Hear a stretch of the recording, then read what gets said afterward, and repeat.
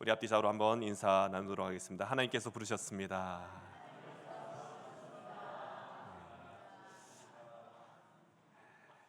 부르심에 순종하며 이 자리에 나온 우리 성도님들을 환영하고 축복합니다. 오늘 본문을 묵상하면서 참 많은 생각을 하게 됩니다. 좀 이렇게 그 상황들을 우리가 그림을 그려보잖아요. 정말 피 튀기는 것 같습니다. 굉장히 날카로운 질문과 대답과 이런 모습들이 상상이 되는데요.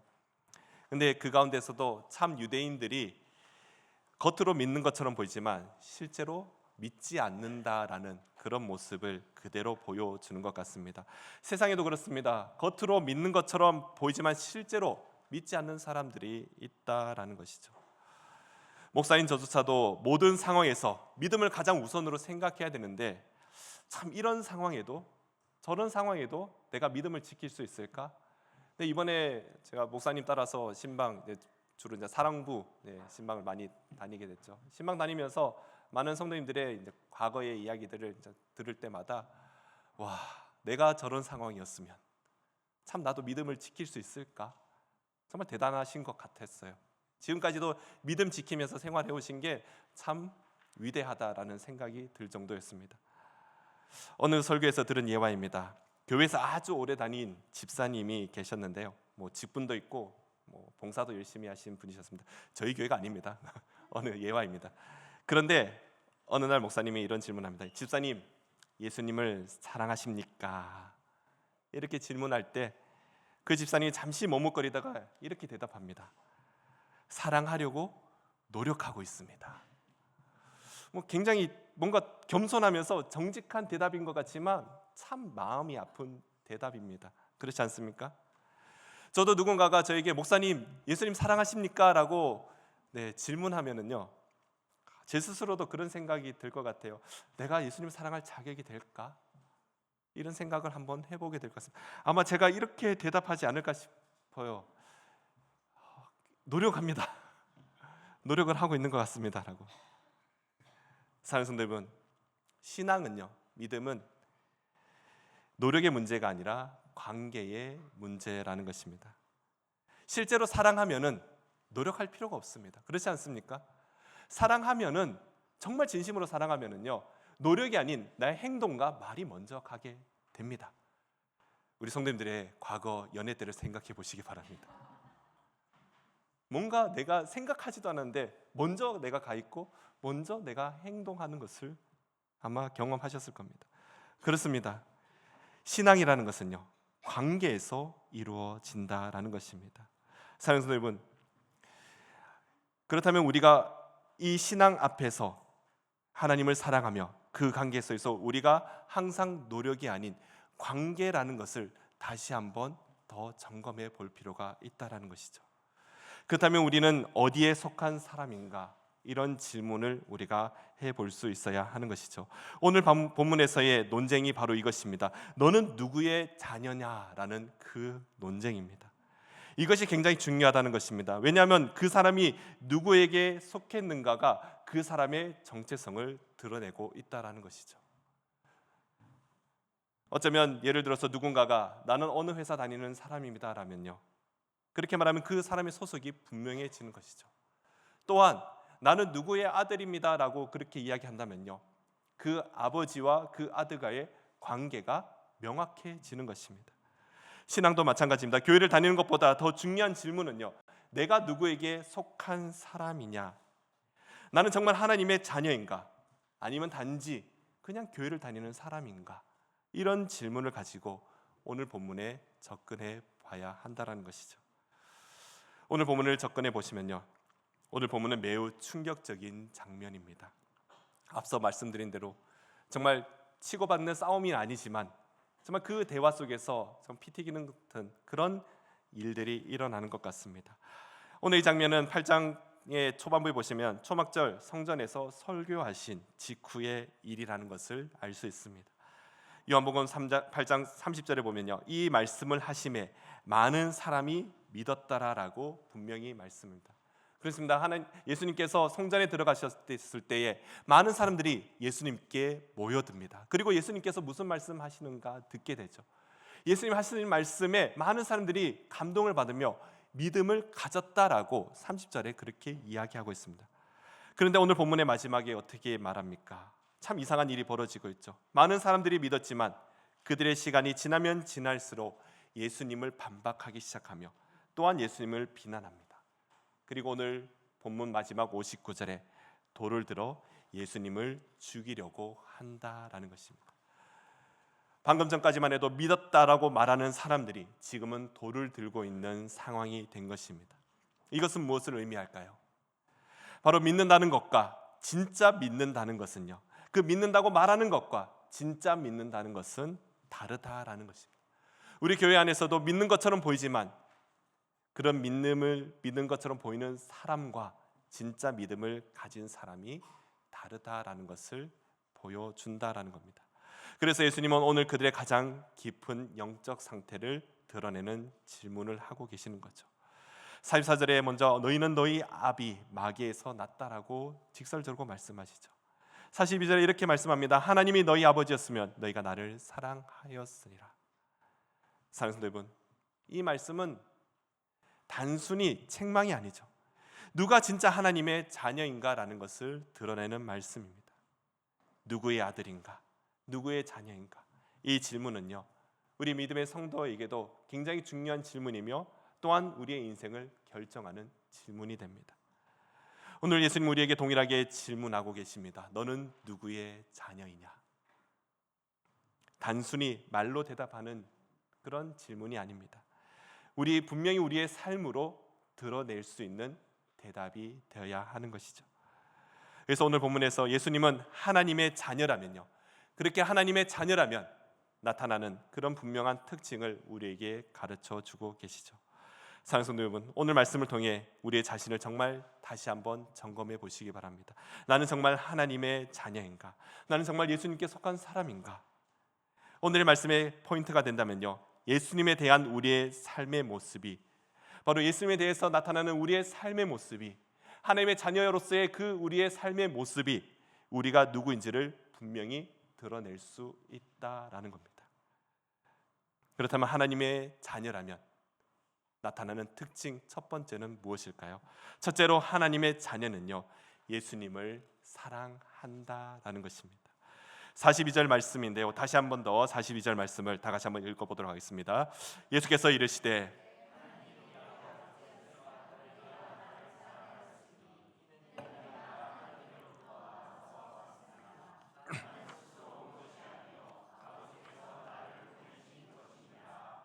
아멘. 여기서 중요한 단어가 있다면요, 사랑하였으니리. 바로 예수님을 사랑하는 것, 하나님의 자녀라는 증거가 된다는 것입니다. 왜 그렇습니까? 예수님은 하나님께로부터 오셨기 때문입니다.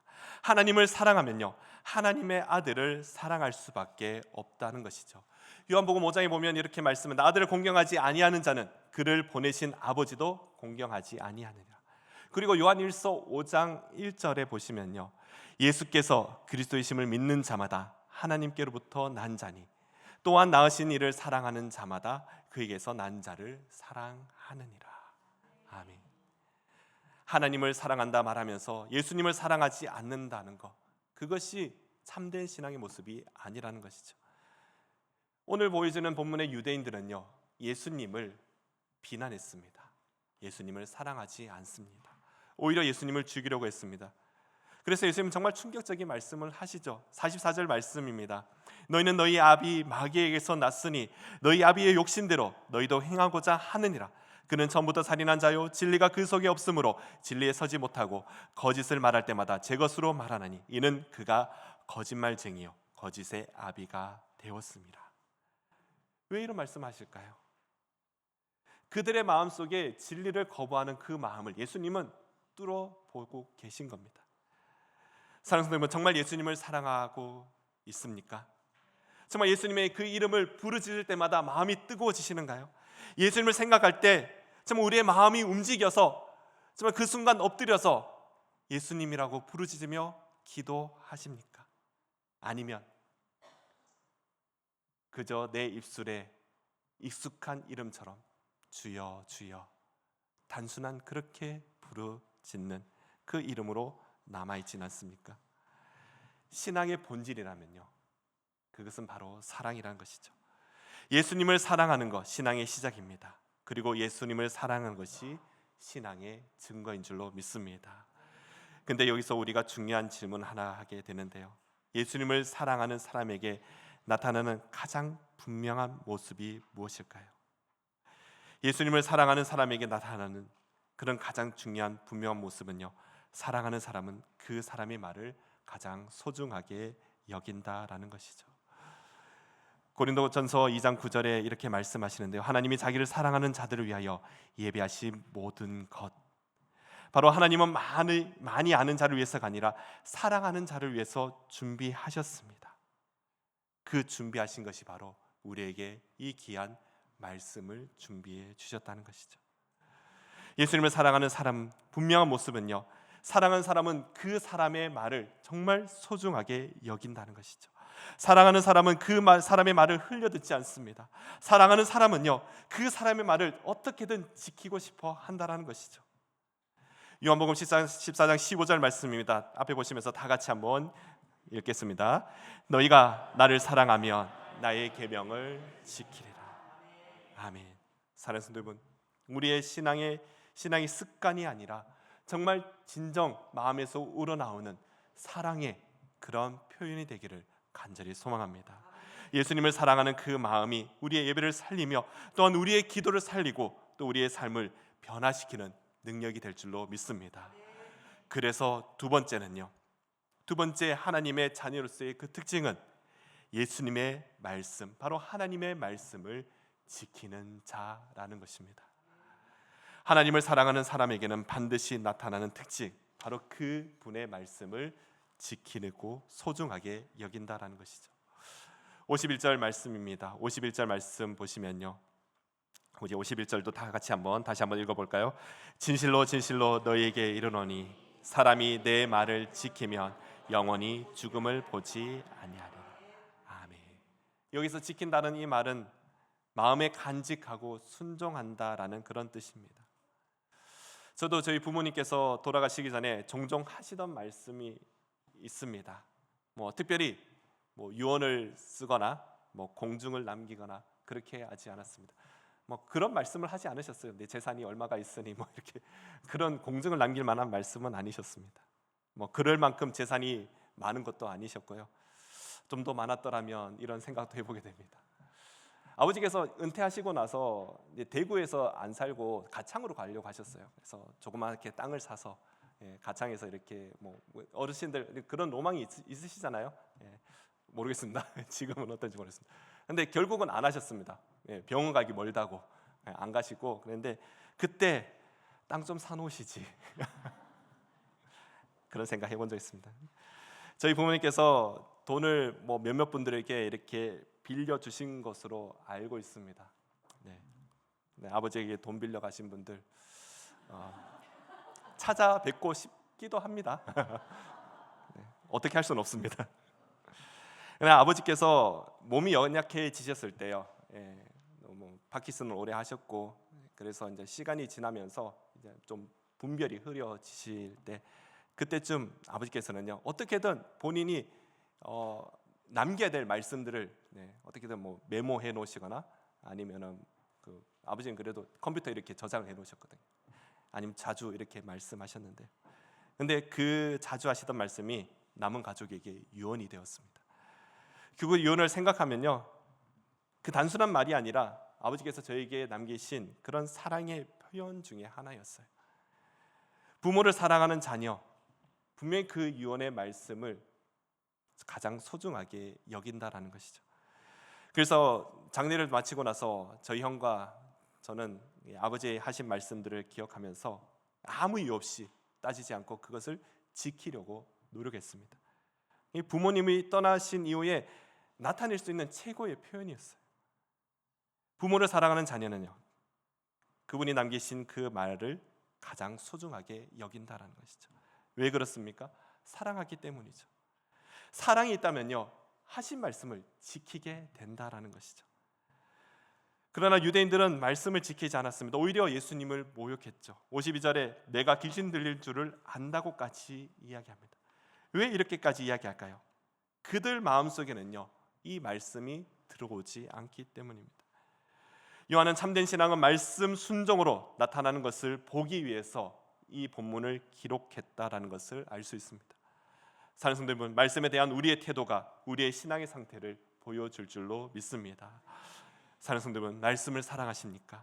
정말 말씀을 붙들고 계십니까? 말씀에 순종하고 계십니까?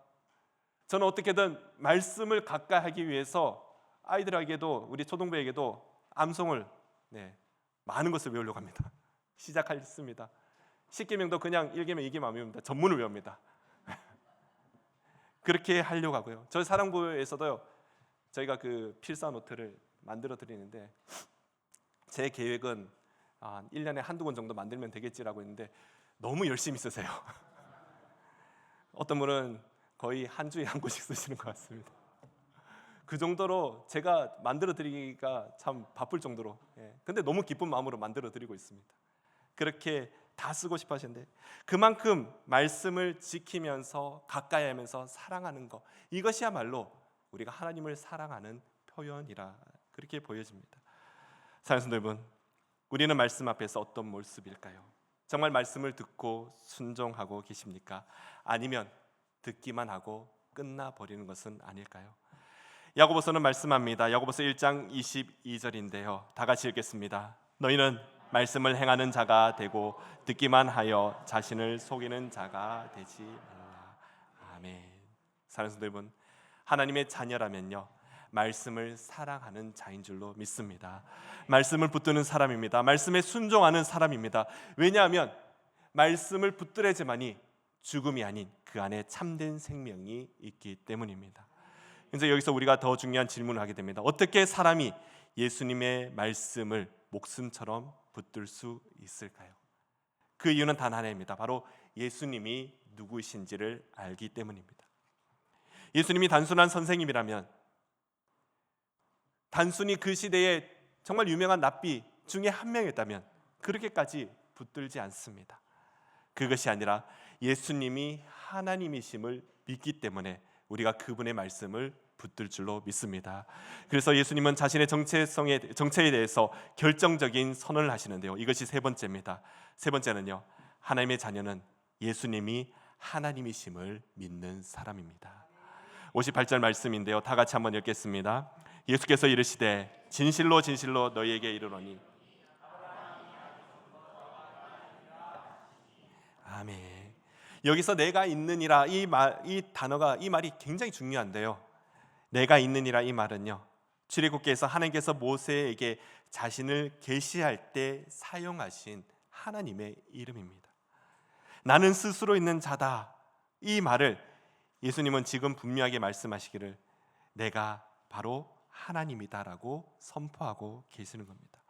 단순한 선지자도 아닙니다. 단순한 교사도 아니죠. 스스로 증언하시기를 나는 하나님이라고 선언하고 계시는 겁니다.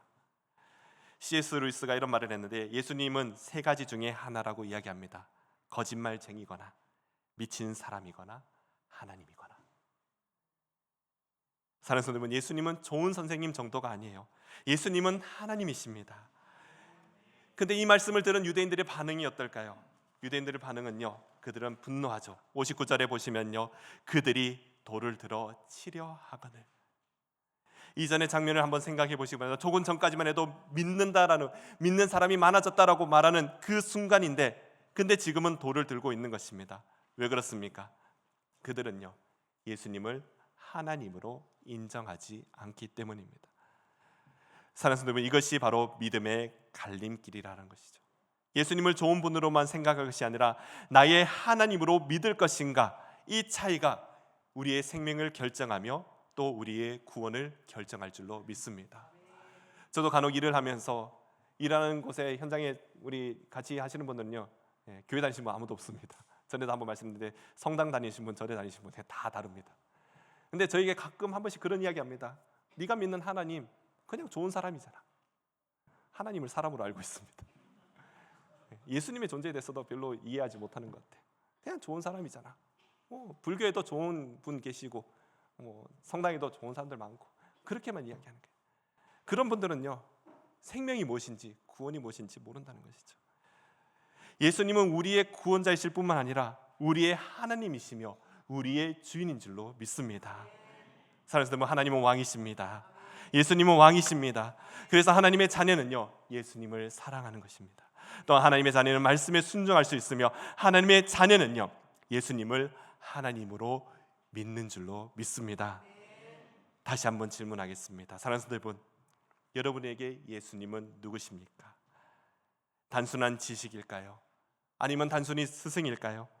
아니면 마음의 안식을 주는 그런 이름으로 남아 있습니까? 내가 정말 힘들 때 그냥 주여 주여 주여 주문을 외우듯이 그렇게 부르는 그런 단순한 이름으로 남아 있습니까? 오늘 말씀을 통해 우리는 분명한 한 가지 사실을 깨닫습니다. 사람의 신앙은 겉모습이 아니라 예수님에 대한 태도로 결정된다라는 것이죠. 예수님 분명히 말씀하셨습니다. 하나님의 자녀는요, 예수님을 사랑하는 자인 줄로 믿습니다. 또한 하나님의 자녀는 예수님의 말씀을 지키는 자인 줄로 믿습니다. 또 하나님의 자녀는요, 바로 예수님이 하나님이십니다라고 고백하며 선포하며 그렇게 하나님 앞에 신앙으로 나가는 그런 믿음의 성도인 줄로 믿습니다. 사랑하는 여러분, 이것이 왜 이렇게 중요하냐면요, 예수님이 우리의 구원자이시며 동시에 하나님이시기 때문입니다. 요한복음은요, 이것을 말하기 위해서 처음부터 이렇게 이야기하죠. 요한복음 1장 1절에 태초에 말씀이 계시니라, 이 말씀이 하나님과 함께 계셨으니 이 말씀은 곧 하나님이시라. 14절에 말씀이 육신이 되어 우리 가운데 거하시매, 말씀이 예수님이신 줄로 믿습니다. 왜 오셨을까요? 우리를 구원하시기 오셨죠. 요한복음 1장 12절 다 같이 읽겠습니다. 영접하는 자, 곧 그 이름을 믿는 자들에게는 하나님의 자녀가 되는 권세를 주셨으니. 아멘. 감사합니다. 다들 외우고 계시네요. 사랑하는 여러분, 우리가 하나님의 자녀가 된 거 우리의 노력이 아니라 바로 예수님 때문입니다. 예수님을 믿을 때 우리는 하나님의 자녀가 됩니다. 로마서 8장 15절 말씀 다 같이 한번 읽어볼까요? 너희는 다시 무사하는 종의 영을 받지 아니하고 양자의 영을 받았으므로 우리가 아빠 아버지라 부르시니라. 아멘. 이것이 복음인 줄로 믿습니다. 사랑하는 여러분, 우리가 하나님의 자녀가 되었습니다. 우리가 하나님을 아버지라 부를 수가 있습니다. 바로 이것을 가능케 하시는 분, 바로 예수님이 이 땅에 우리를 위해 오셨고 우리 위해 십자가를 지셨기 때문입니다. 그래서 빌립보서 2장 6절부터 보시면요, 그는 근본 하나님의 본체시나 자기를 낮추시고 죽기까지 복종하셨으니 곧 십자가에 죽으심이라. 사랑하는 여러분, 이제 우리의 반응이 무엇일까요? 예수님을 사랑하며 믿으며 예수님을 따라 살아가는 삶, 그 삶이야말로 하나님의 자녀의 모습을 드러내는 삶인 줄로 믿습니다. 마지막으로 오늘 본문은 우리에게 질문합니다. 너는 누구의 자녀이냐? 그리고 동시에 우리에게 물어보시죠. 너는 나를 사랑하느냐? 이 질문에 의심 없이 나는 하나님을 사랑합니다, 또한 나는 하나님의 자녀입니다라고 그렇게 우리의 신앙을 고백하며 나가는 예수 그리스도의 모든 성도님 되시기를 간절히 소망합니다. 우리 함께 찬양하기 원하는데요.